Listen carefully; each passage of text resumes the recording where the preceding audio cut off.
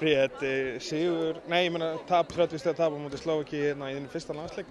Hvað finnst þið tapa þessum leik? Hvað segirðu? Hvað finnst þið tapa þessum leik? Mér finnst ekki að tapa neinu.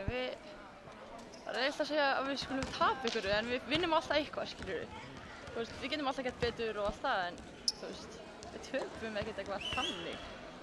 En þessi leikur svolítið skrítinn að miklu mörgu leyti fínn fyrsta leikluti en svona leið og það kemur eitthvað áhlaup frá þeim þá finnst maður svolítið þið verða pínu litlar í ykkur, getur það passað?